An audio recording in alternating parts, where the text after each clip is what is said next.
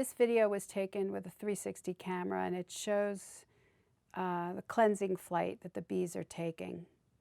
And a cleansing flight is when all the bees go out to go to the bathroom.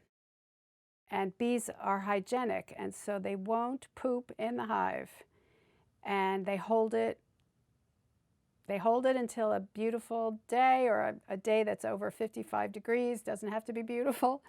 And they go out, they go close to the hive, because the bees don't want to lose sight of the hive, because a lot of them have never left the hive before. And so they just sort of go in these circles, they relieve themselves, and then they go back in the hive. I have to say, it freaks a lot of people out when they see this for the first time, but it's really beautiful.